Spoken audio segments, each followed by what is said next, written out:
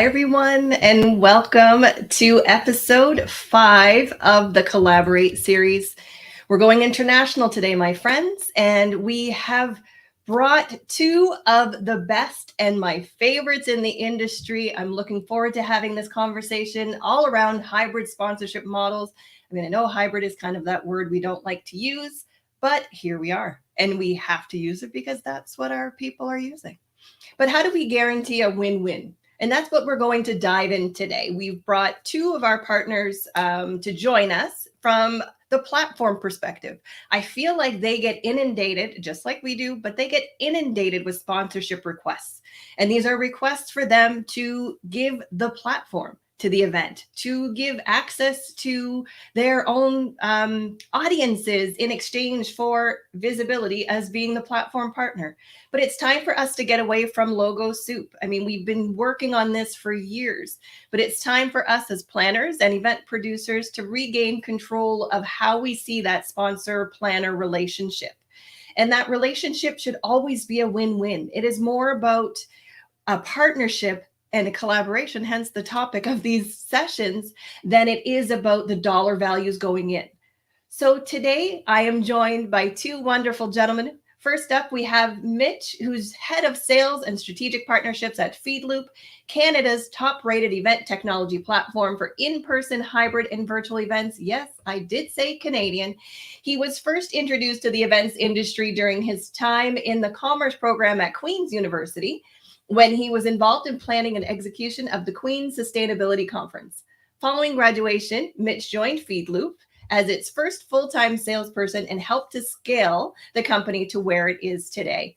Mitch's latest initiative is the Where People Meet podcast, in which he sits down with top minds from the event industry to pick their brains on the latest topics and trends relevant to meetings and events. Also up today, we have Tim, and he is the founder and CEO of Grip. Before starting Grip in 2014, he worked as an account manager for a digital product development agency, Nodes, and graduated with a BBA in international management from the Amsterdam University of Applied Sciences. Welcome, gentlemen, to today's episode. Hello, hello. Thanks for having us. It's great to be here. Thank you for having me. All right. Well, first up, super honored that you chose to spend your time with us. Thankful also to the attendees who are tuning in on social media and also on the ColLABorate site on eventspecialist.ca. But I want to start this conversation with you, Tim. And I'd like to give yourself, if you don't mind, if you could share with our audience a little bit about Grip, what you do, what you bring to the table. And then I'd love to turn it over to you to share a little bit about sponsorship models, what you see work, what you see not work, and also a little bit about your own framework. Definitely happy to do so. So Grip is a event engagement platform, and we work with major trade shows, conferences, and really kind of meeting-led events all across the world. So that includes events like Cannes Lions, Money 2020, South by Southwest, and many, many others. And in that process, of course, I'd say that probably 90% of the events that we work with have either exhibitors, sponsors, and very often both of them. And we saw that kind of after the pandemic, there was a real kind of need to redefine what is a sponsor and what is really the value that is being provided by the organizer. And what we were seeing is that maybe the way of thinking about it, which was, oh, you get a banner as part of the gold package, or you get a bigger banner if you get the platinum package, and you get the biggest banner if you get, I don't know, the highest tier package, right? So you kind of saw this very kind of layered approach that was not really aligned with necessarily the objectives that companies have. And that's what we were really seeing, where coming back from the pandemic, companies are looking for really different things. And rather than it being maybe a very transactional approach for an organizer to say like, oh, just buy a booth and that's it, it's a much more consultative sale for the organizer to figure out what is it that the sponsor or exhibitor is really looking for, and how can we be successful at that, at helping them with achieving their goals. And I think that's really where the industry is heading, is to deeply understand those objectives of sponsors and exhibitors, and then how do you create packages aligned with that. And I've got a couple of slides to kind of fitting into that narrative, right? So here you can see the objectives of visitors and exhibitors going to events. So you can really see that it looks just like a randomly ordered list, right? So there is a focus on discovering new products, meeting with potential suppliers, increasing awareness, generating new leads.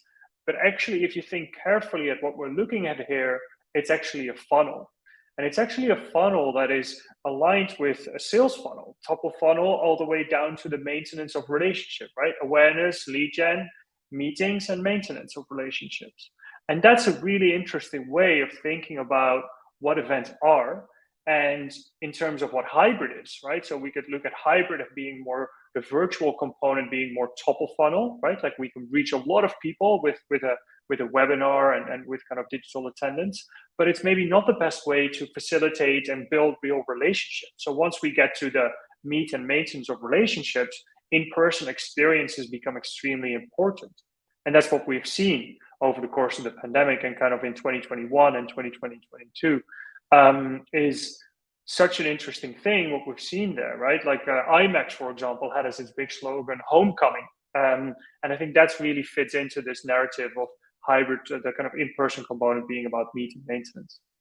But bringing it back to sponsorship, really what the opportunity is to align different sponsorship packages with those different stages in the sales funnel.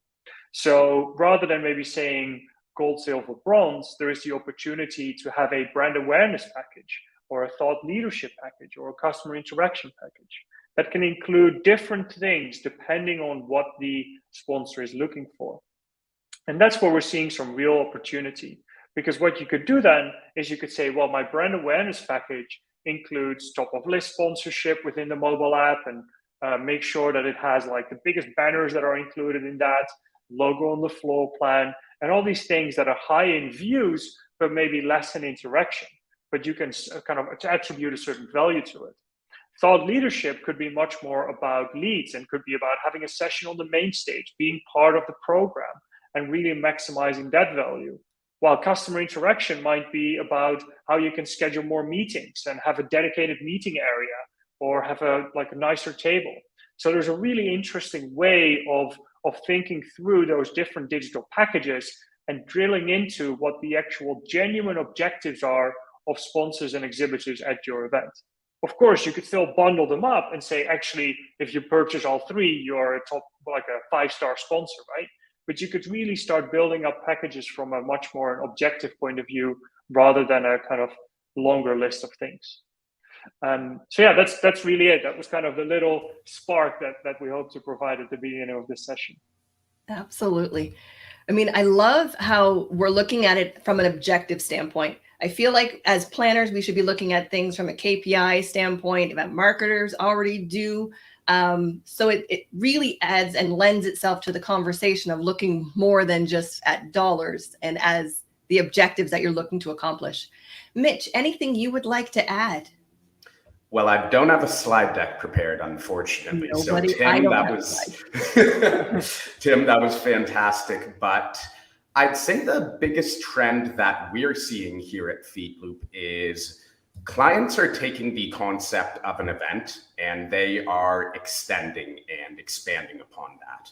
Because what we've seen over the past few years is the industry has really been shaken up, and there's been some terrific opportunity that's come from that.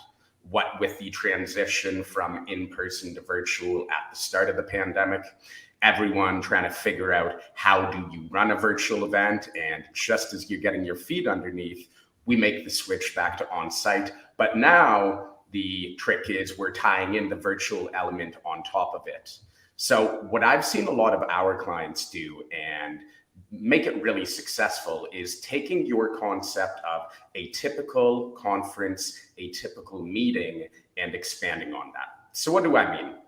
Instead of your event being a 3-day conference that people fly into, have a really awesome time, there's the closing ceremonies, and that's the end of it, why don't you expand on that and make this a year-round community? a year-round engagement function. And what we've seen some of our clients do is leading up to the event, they host a form of a virtual roadshow where you select some of your top sponsors, and leading up to the event, you host a weekly or a monthly webinar spotlighting that sponsor, helping to build hype for the event, helping to add value and eyeballs onto that sponsor, and also for your virtual platform that you're utilizing, helping to build familiarity so that your attendees, your sponsors, all participants are able to engage with it leading up to the big event. Then following the event, what we see people do is don't take that content and then just close it down. You are doing a hybrid event, and as part of that, you're getting some really great content out of that. So what we see some of our clients do is they take that content, they upload it back into the virtual event portal, and then they leave this open as a year-round content community where people can come in, they can watch recordings, they can network, they can interact with other participants of the event, but they could then even interact with some of the sponsors, some of the brands and thought leaders to follow up and say, hey, I watched your session, I found this really interesting, and I'd love to have a quick conversation with you based on that. So that's something I'd recommend, is take your concept of a typical event and see how you can flex it, see how you can build it to not only create new engagement opportunities for your attendees and your participants, but to also see how you can extend the timeline and the period that you're able to highlight your partners. I like it.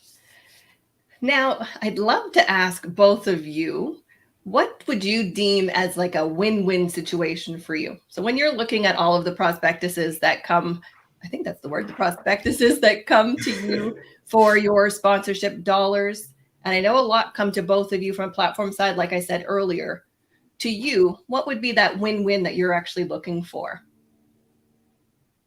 I mean, Tim, you want to start with you? You mean when we are exhibiting or sponsoring an event? When you're sponsoring, I feel like you get tapped on that shoulder too, to be the other side. Yeah, no, very often.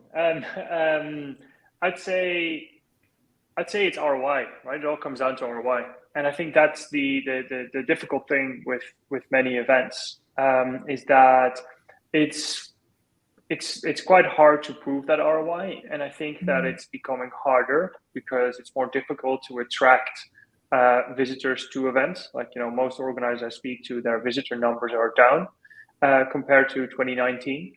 But there is still an opportunity to create quality audiences and prove the quality of people that is there. And I think that if organizers are aligned and incentivized to actually set up the best possible conversations, then I think that there is real potential.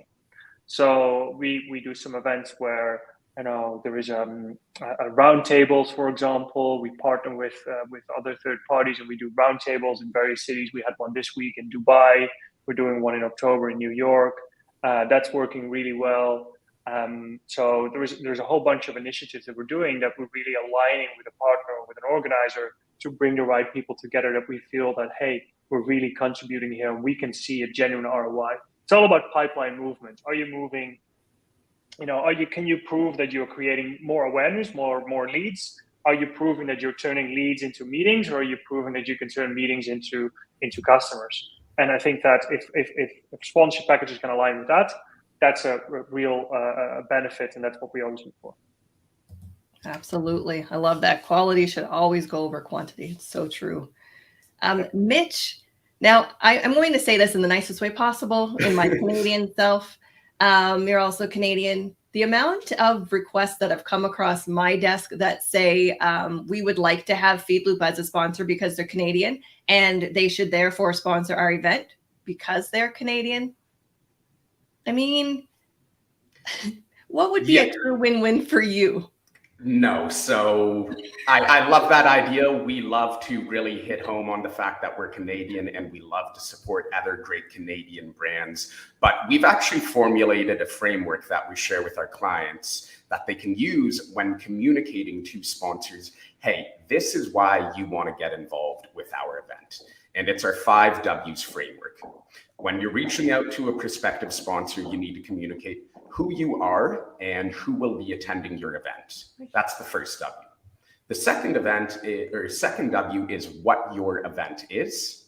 You then need to explain when your event is, where your event is, and most importantly, why your event is a wise investment. So Tim, you made a really good point that it's all about ROI. And for us, I think there's a few ways that you can measure ROI. There is brand awareness. Are we getting our brand? Is FeedLoop getting in front of audiences that we want to connect with? There is thought leadership.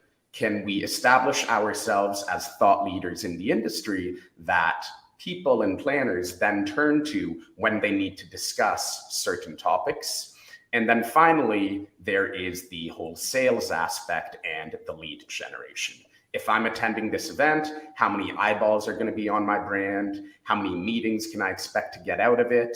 And being able to communicate that to me as a prospective sponsor will make me that much more interested. And it doesn't necessarily have to be a financial sponsorship.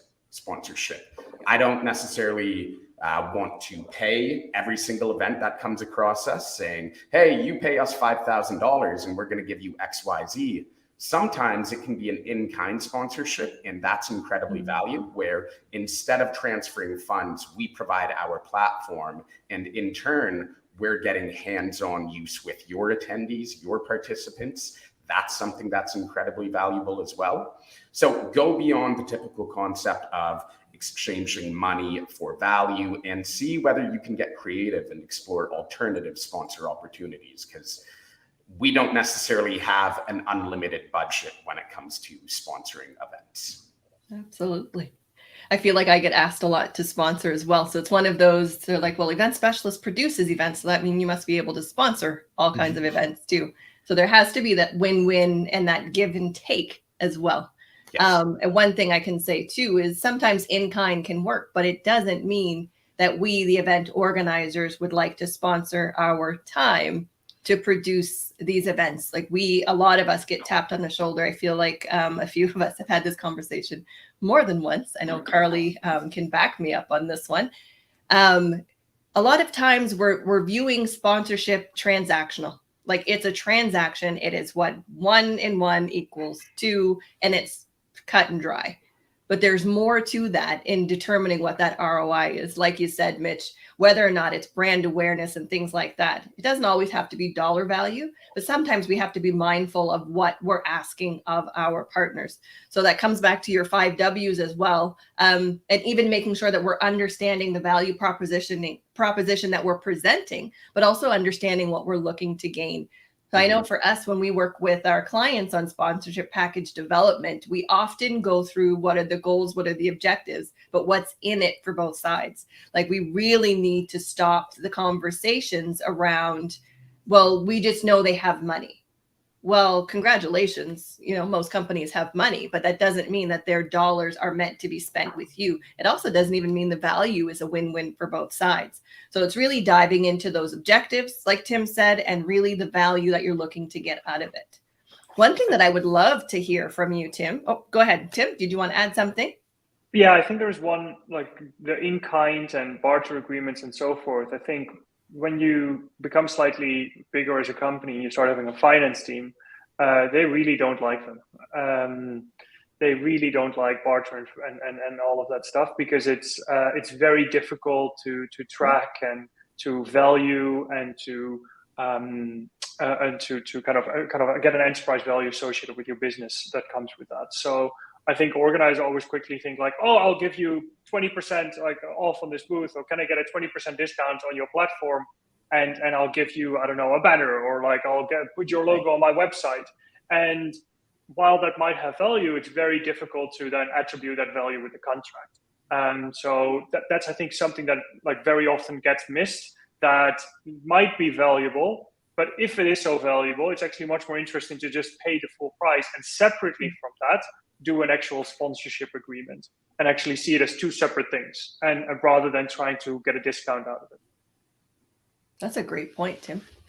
I feel like we've done that a couple of times with other platforms. It's easier from a budget standpoint. Like you said, I mean, truth Yep. be told, I can see my mom is also in the chat. She also works with the event specialist team. I mean, I kind of, I make those decisions, and then it comes back to, this is not an easy way to track. So I completely hear you on that one as well. Why don't we dive into each of your products, if you don't mind? Can we dive into, let's start with Grip. Do you feel like there are missed opportunities when it comes to us using Grip? How can we maximize this win-win with the platform? I feel like it's often like a forgotten opportunity. Everybody's very quick to say, like you said, the banner ads, push notifications, things like that on a platform. But I feel like we're missing out on some of those things. Yeah, something that we do with a lot of events is physical networking areas. So what we do there is that a great example is what we do with Money 2020, where you have a lounge where there's actually 50 or sometimes even 100 tables, and every table is numbered. And when you request a meeting with somebody in the app, it automatically assigns that meeting to a specific table once the meeting is accepted. Now, we see some organizers being very clever about getting this entire networking area sponsored. And that can be a huge sponsorship opportunity in itself. You can also then further maximize those networking areas and sponsorship associated with them by creating 2 tiers of tables. So you might have 20 tables that are just, based on the meetings that are being accepted, but then a sponsor could purchase their own networking table. And they will have their meetings slightly behind, which might have slightly nicer area, coffee service, like, a catering service and so forth associated with them. And that can be a real differentiator. And if you look at it from a square meter perspective, it's very high value because it's just a table. So you make a really good margin on it as an organizer. And you can actually get a lot of value from it as a sponsor because you can have all your meetings in a much more comfortable setting. So we see that being a really interesting stream. And then furthermore, going into kind of meeting programs and kind of hosted buyer kind of related ideas is where there is also a lot of opportunity for increased revenue. And we see that being something that is currently probably about 3 to 5% of all revenue of all commercial organizers across all exhibitions and trade shows. But I think that if we look at it for kind of 3 years from now, this could go up to probably like 10%. So there's a lot of incremental growth possible within those kind of VIP meeting programs and how they're monetized. That's excellent. Thank you for sharing that. And what about you, Mitch? Before I dive into mine, Tim, I just want to echo the hosted buyer. We've actually participated in a number of those programs, and it has always been the most valuable opportunity at the event. Way more valuable than our booth, way more valuable than pre-event communications or mailing lists. The ability to sit down and have a face-to-face conversation in person or do it over the video call feature of the virtual platform, that is incredibly valuable. So, you stole one of my ideas there, but not to worry. Mine is actually very basic, and it's not necessarily tied to a feature on FeedLoop. It is more about training your sponsors on how to use your platform. So many times throughout the pandemic, we saw clients come to FeedLoop really impressed with the wide array of sponsor opportunities and sponsor features that they could leverage. But they didn't take the effort to actually go in, sit down with their sponsors and train them on how to use those features. So things like the group networking components in their booth, the lead retrieval systems, gamification to drive engagement. It's one thing to have that at your event, but if people don't know how to use it, how to maximize the investment in those different features, then it doesn't matter how great it performs. If people don't know how to use it, then they're not going to use it. And they're going to come to you at the end of the event like, hey, what the heck? I invested a lot in this and didn't get any ROI whatsoever. So what I would recommend is make a point of training your exhibitors, your sponsors, and your attendees on how to use those different engagement mechanisms before the event. And that way, hopefully, you're going to provide the highest ROI possible. Oh, I love that. I feel like we take a lot of those things for granted too. You train your speakers, so why not train your sponsors? Our Exactly. team is, we tend to host open houses for our exhibitors and sponsors to also teach them how to leverage the tools that we're using for the event. So even if it's just access to the app and understanding what the app is, or if we're still in the virtual space, it's making sure that they have access to all of the tools available. One thing that I also like to remind in this open house, or even in the sales conversations that you're having with potential sponsors, is that the traditional format of being at an event, having a sign somewhere and waiting for business to come to you, it never worked. So I don't understand why all of a sudden we expect in a virtual environment that people will, again, just come to us and that's how it will work. We have to be proactive. You have to find the attendees. You have to engage with the attendees. And that means watching what's happening in the app. Do you see a conversation happening? Is there somebody that you're particularly interested in the comments that they're making? Is there a speaker at a session? You can reach out through an app or through whatever tools that we're using at the event to make sure that it's a win-win. But sales isn't about sitting back. I mean, Mitch, you can attest to it as well as you, Tim. All of us do sales in our companies. We can't sit back and hope that the sales come to us. It's a proactive approach. And same should be applied to your sponsorship. One thing that we actually saw happen, and I will say this, it was probably 2 weeks ago, is the understanding that sponsorship is a win-win. Yes, it is an opportunity. And yes, us event organizers, we are asking our sponsors to come in and support our event, but we're also asking you to be a part of our event and also share in those values. What we saw from one particular sponsor for an event is that they had no desire to provide the correct logo sizes, the correct videos, all of those things. They just thought it was going to magically appear. Well, unfortunately, as an event producer, your choppy video is not going on my stage. So if you cannot provide that proper content to be used at the event, it's a disservice to you, it's a disservice to us, but it's also a disservice to our attendees. And that's where I feel like the waste of your money and partnership actually comes into play.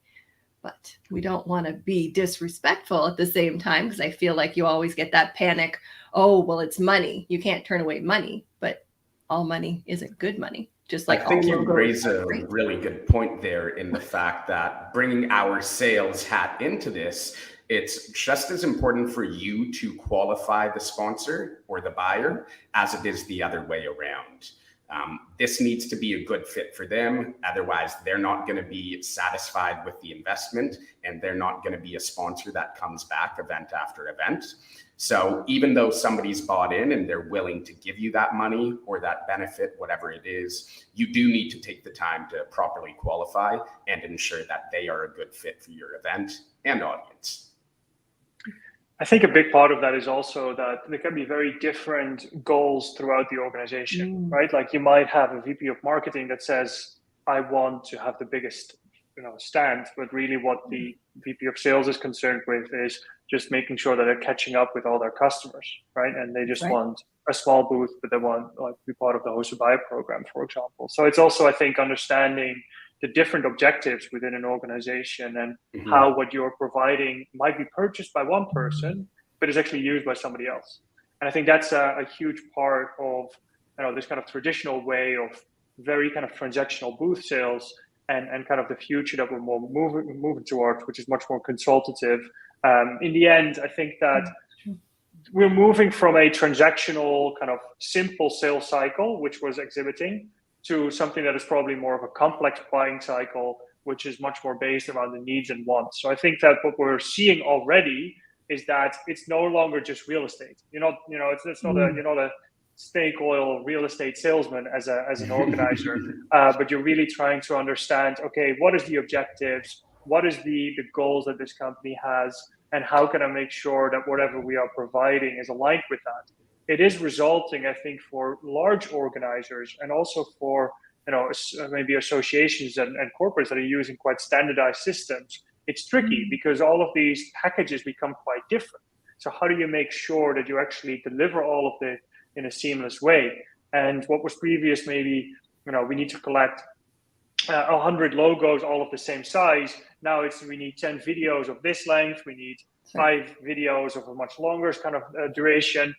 There is white papers that we need to collect. So there is way more different types of content that now need to be collected that align with those different value props and objectives that are trying to be achieved. And then how do you report on the ROI associated with that? So I do think that the landscape has become a lot more complex. I love that. Comes down to a lot of these vanity metrics that I like to say too. So a lot of times we're just looking for the biggest booth, the biggest number of leads, the number of registrations. Like, to me, it's no longer enough to say you have 10,000 attendees attending your event. That's fantastic. But are they people that our company would like to see? And I can say that even from event specialists. Is it our audience that is going to be there? Is it worth our dollars and time? Like, there's more to that. We have one client that we work with who I feel does sponsorship exceptionally well, because their sponsors are part of the program. They are not just there to fill the exhibit hall, but they're there to add value to the event. So that adds value by speakers, by content, by activations and design. So it becomes more of a partnership and not just, well, I went past the booth and I scanned in. So, I mean, I don't want to discredit the passport programs. Yes, they're fantastic, but we all know that many people come to shows just to collect the swag. So a lot of times these passport programs are literally just to fill those check boxes versus making those true connections. I don't want to discredit those because they definitely drive traffic to the booth, and there could be great conversations that come from that. But that isn't always the only thing that can be sponsored.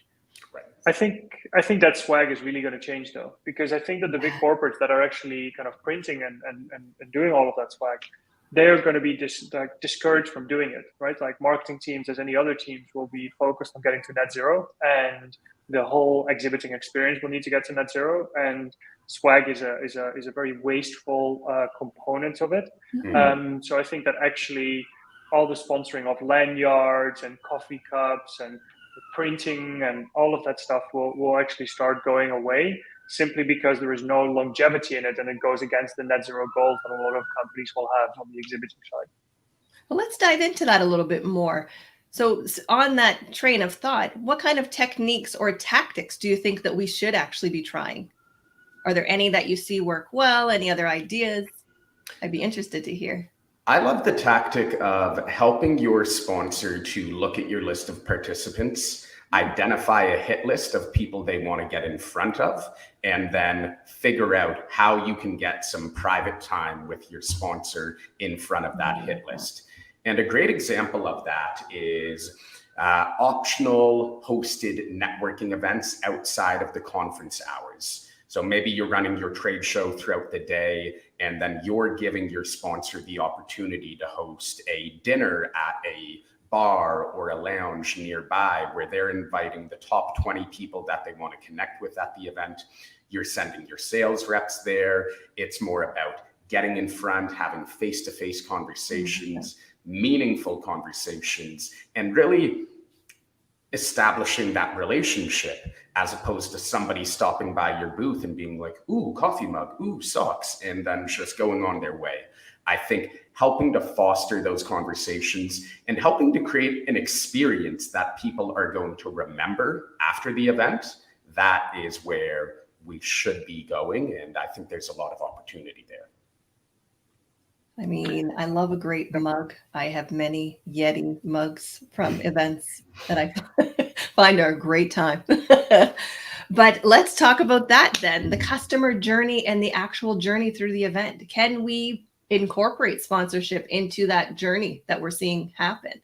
Because you just said we want to make sure that it's longevity, that something is taken away from the event. So maybe we look at new ideas. Anything come to mind? Yeah, I think like some of the points that Mitch made earlier, and similar to what we're seeing on our side, is those kind of pre-event webinars or kind of smaller, more focused virtual events. Like we work with some customers. There's one of the biggest home and garden trade shows in the world, and they've got like 5 streams of kind of exhibitors and content. And what we're doing now is in October, they've got their first barbecuing virtual event. So there's like literally going to be different barbecues, and there's going to be like a chef that's going to try out all these different barbecues. Cool. And it's going to be incredible content. And why is it in October? Well, actually, because the new barbecues are launched in October for the following season. So this is when the kind of big companies launch them, so that then the wholesalers can start buying them. And so, it's a very interesting kind of way of looking at it, right? This event is in June, the physical one, but this is the right moment to have this experience-based virtual experience about one of those 5 content streams. So there are so many, and there's other examples like food and drinks trade shows that during COVID actually sent boxes of spirits to kind of VIP buyers and said, hey, we're going to do cocktail making classes from the comfort of your home. And, if you want to be included in this kind of this experience, you got to pay extra as an exhibitor. So I think that overall we are moving in a direction of experience, and how can you be part of those experiences, whether that is virtual, in person, or some combination of the two. And I think that's a really interesting trend on how we can get sponsorship involved much more closely. I love that in the sense of almost like a content upgrade or a sponsorship upgrade, and having versus tiers, like why not add these different experiences and different levels to that package? Yeah. I mean, I'm always game for the networking. Personally, I feel like that really is your best bet. I rarely exhibit at shows. I don't think I've exhibited at a show in a long time, because I feel like that is also losing its lackluster, for lack of a better word. I don't want to discredit it, because there's definitely a place for it, but I feel like we have to understand, again, it goes back to the goals, objectives, audience as well. And I will say there's another example of an event that I thought did their exhibit hall exceptionally well. So it was part of their sponsorship package. It is actually how the event was able to have a lot of the activations. But instead of the traditional exhibit hall, what they did is design a lounge. And the lounge was part of the experience. And within that lounge had the different exhibits. And we'll call them exhibits. So each business owner had a section, or each business had a section of said lounge that added to the experience, but it made it for a more intimate conversation. So there was no pipe and drape 6-foot table stand per se, but what they did have was couches, or was more of like lounge chairs, a sign behind them that was pre-designed by the event designer. So it allowed them to keep the aesthetic the same, but then leverage that to have those individual conversations. The tech was still there. We still allowed for one-on-one appointments. All of the things that you almost feel like you lose if you've designed it differently, but it also saved the exhibitors because they didn't have to ship all of the things. It was done. What we did, sorry, Mitch. Go ahead. At 2019 Event Tech Live, we had a booth there, and I was like, I just want to catch up with all the people that we know there. So what we did with our booth is we took all the plants that we had in our office, and we put up and we rented 2 couches, and we basically set 2 couches, all the plants around it, and then we had one of those sticky white marker kind of things on the back of the stand. And every single time that we had somebody that we knew come over, we say, hey, can you just write something nice about grip on this wall? And so pretty quickly, and we had some people that we kind of tried to get at the beginning of the day that we knew. So then afterwards, when we were talking with prospects, we were like, look, these are all the people that work with us that have already written nice things about us. And it was just a conversation. We had coffee, water, like all of these things. So we just turned it into a lounge. And I think that this kind of more interaction-based experiences, that's going to be much more the kind of the way that trade shows and exhibitions are going to go. And it fits with this kind of convex model, Maggie, that you were saying, right? Like, we want to be part of the content program, but we also want to have a space that we can take people to, and where we have a kind of physical presence, but it's tied in together. And I think if you probably look at the exhibition or kind of trade show market as a whole, it's probably quite stable. But if you look at the kind of more kind of product-led trade shows, they're probably shrinking. But if you look at the more interaction-led trade shows and interaction-led exhibitions, that's growing because they're focused on interaction. They're focused on bringing people together and creating experiences. That's where the opportunity lies for organizers. You raise a really good point there, Tim, and I can speak from our experience at some trade shows earlier in August and July this year, where we got the most value in having a booth, but also pairing that with some of the other opportunities we discussed earlier, either going on stage and presenting a keynote or a panel to establish ourselves as thought leaders. And then people in the audience come back to our booth to say, hey, watched your presentation, found this really interesting, would like to learn more about your opinion, your thoughts on XYZ. And I find it really valuable to have that booth as a meeting ground where we can then foster those conversations, but also turn it into an interactive experience.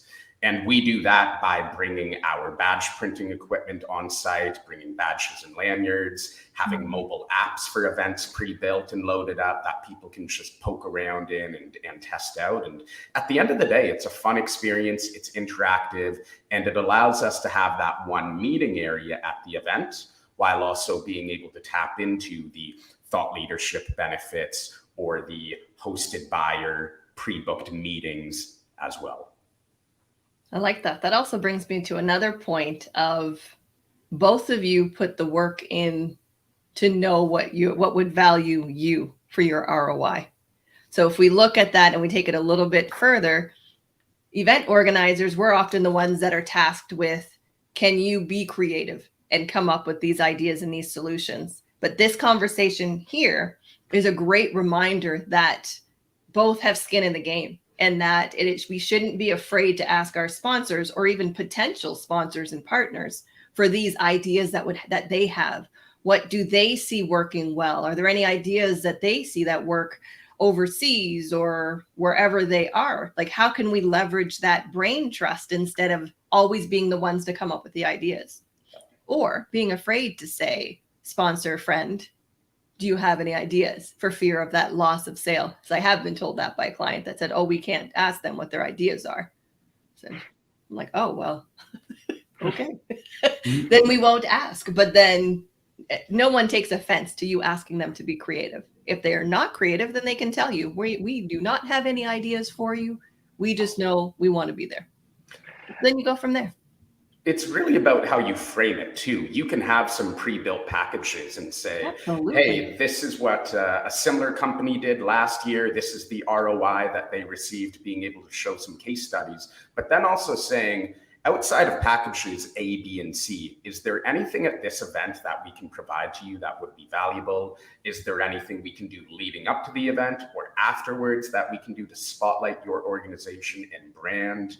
And getting opportunities, having a conversation isn't going to do any harm. So at the end of the day, the worst that could come out of it is you get an idea for a new sponsor opportunity that you can monetize that you've never considered before. Yeah, I think that, taking even a further step back is, I think you can start with simply asking, not for ideas, but simply ask, what does success look like? I don't think we should necessarily ask for people like, what is the solution, but you can ask for what they're kind of bring it back to this objective-based selling, right? Like, you want to understand what is success, how does success look like? And I often ask it from our customers, like, what does success look like? And then when you take that as a starting point, then you can actually come up with those different solutions of how you can achieve that. And then you can actually steer the conversation. The danger of point blank asking somebody, what are your ideas, is that they come up with things that you simply can't do. So you just create your own blockers within the sales process. Whereas if you steer it from what your objectives are, well, you can always make sure that whatever you have in your inventory of kind of opportunities is can be aligned with those objectives. So I think that's very much the way that you can kind of frame that conversation. Love that. That is actually part of our sales sequence, and it's also on our contact form. What does success look like? Like, it is part of the conversation, because if you don't know what their idea of success is, how can you deliver on that? And how can you measure afterwards as well? Right. So let's see. So how can we assist sponsors to achieve their lead generation goals? Like, is there anything that you feel like we're missing?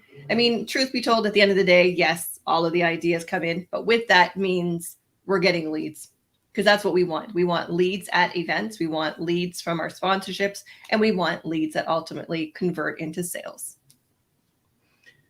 I think it depends on where that event is taking place, Mahogany. As you know, here in Canada, we've got very strict CAN spam laws. So we need to get creative in terms of how people are going to connect with leads, because we're not allowed to share lead lists unless there is written consent from the client. So that's where things like the typical forms of gamification to drive engagement at booths and incentivize attendees to network with sponsors tends to be very valuable.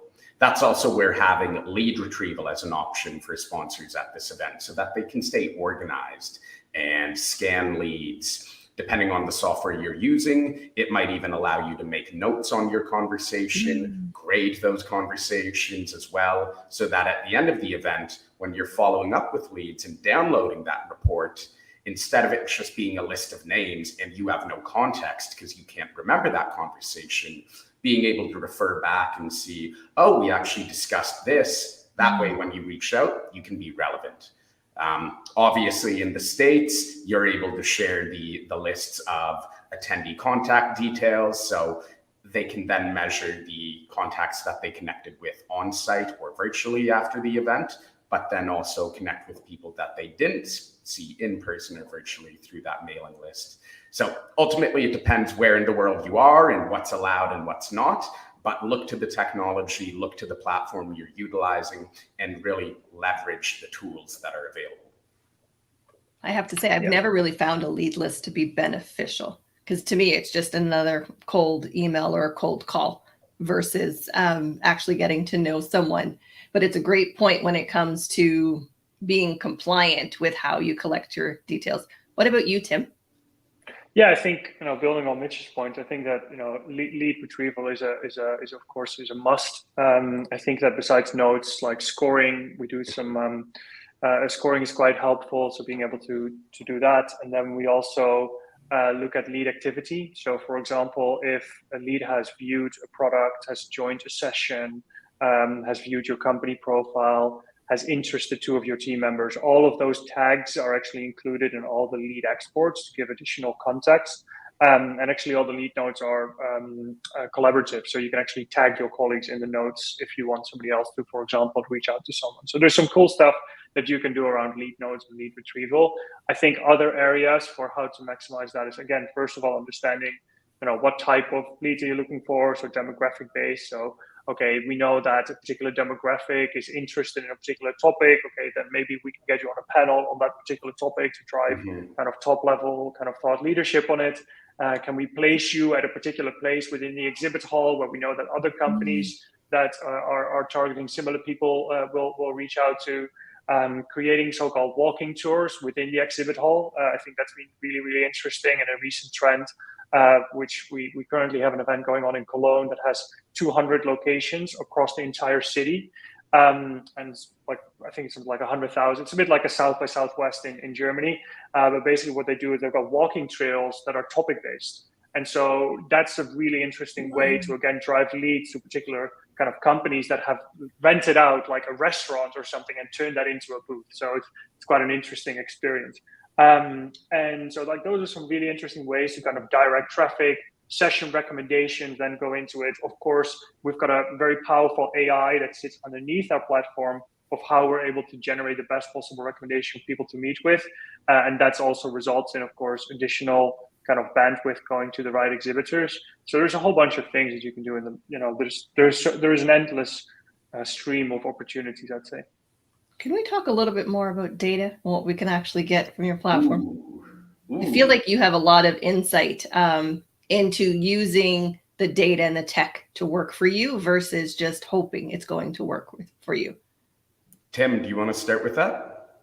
Yeah, sure. So we've got we started the company as an AI-powered matchmaking engine, actually in 2015, 2016. And so what we did there is we were able to use all the demographical data from registration systems or from our own reg system, use that in combination with behavioral data from your event as well as previous editions of your event, and combine all of that to give the best possible recommendations of people to meet with.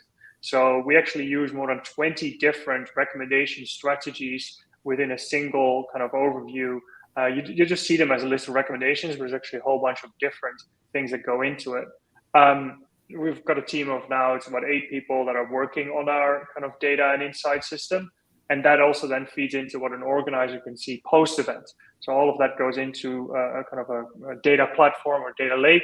And then we're able to give kind of smart reports that we're generating. So we do actually use a system that is able to create pivot tables inside of our platform. So an organizer can simply go in and select their tables and select their data, and immediately will create kind of those smart pivot tables that they can work with and get that information from it. So I think the most difficult thing has been to create reports that organizers find valuable, and that continues to be like an area of focus, because it's a really tricky one, because every organizer wants a slightly different report based on how they're using the system. And that's really where that kind of comes together in the highest level of complexity. That's really cool. I love this because, again, coming from a tech company, this is what we really believe in, is the power of reports, analytics, data points. We get really, really nerdy about this here at FeedLoop, and I'm not going to dive into the whole matchmaking side of things because Grip seems to do that incredibly well.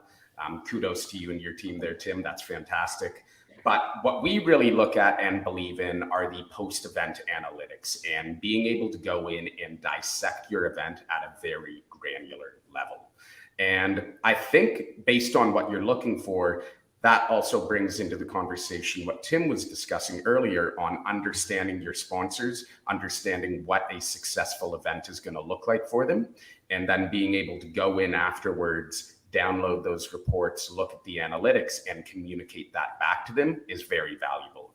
So for our system, you're able to come in and there's one tab of the data and reporting system that allows you to look at audience engagement mechanisms, like how many sessions are they clicking into? How long are they in that session for? When they're in that session, are they participating in polling? What are the questions they're asking? Are they downloading documents and resources? So being able to pull very detailed reports on those activities and actions that attendees are doing at the event, and then taking that back to that list of values that the sponsor provided you to help them identify this is what a win-win event looks like for us, then allows you to communicate that very easily and effectively to the sponsor afterwards.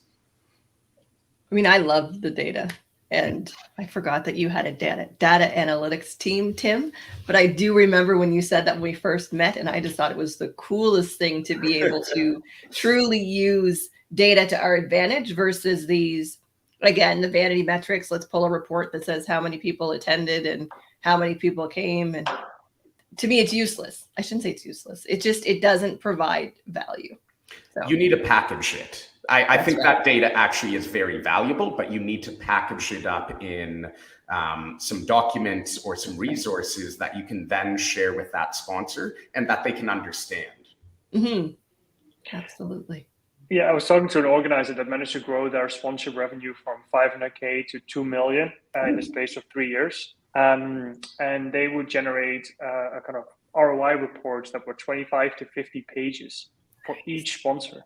And so they had a huge amount of detail within those reports, and though the retention rate and the profit margin on it was actually much higher than on their booth revenue, because they were investing so much money or time, not money necessarily, but more time into making those reports like really stand out. That's really cool. I would love to see that company put out a case study that really shares the value of data and reporting. Because I feel like we often shy away because we're not data experts, for example. I mean, our conference report and the ROI report that we're providing isn't necessarily going to be as detailed as someone who does this. And this is kind of their, we'll just say their skill set to be able to properly package, like Mitch said, this data into a usable format and even a digestible format, like one that you can actually understand. That'd be like reading a profit and loss statement for someone who knows nothing about how you actually read it. So anything else we would like to add? It has been like a rapid fire hour, as it always is. But I want to thank you both so much for joining us today and to being our guests here on episode 5. Any parting words before we close it out for the day? Where can we find you online? No, Mitch, go ahead, you first. Yeah, just want to say, Mahogany, thank you so much for having me today. This was a lot of fun. In terms of where you can find us online, you can hit us up on our website, feedloop.com. Please connect with me on LinkedIn. I'm trying to be more active there, Mitch Malinsky. And I do also have a podcast called the Where People Meet podcast. Some really great guests there, some awesome topics and insights. But yeah, this was a pleasure. Loved this conversation today, Mahogany and Tim. Learned a lot from you. I look forward to following up and connecting afterwards. Likewise, thank you so much, Mahogany, for having me. Mitch made some really good points and amazing what you're doing in Canada. That's really exciting. And yeah, continue making, I think for everybody who's listening, continue improving in terms of understanding the sales cycle, understanding what value you're providing and how you can maximize that value, and then you'll be okay.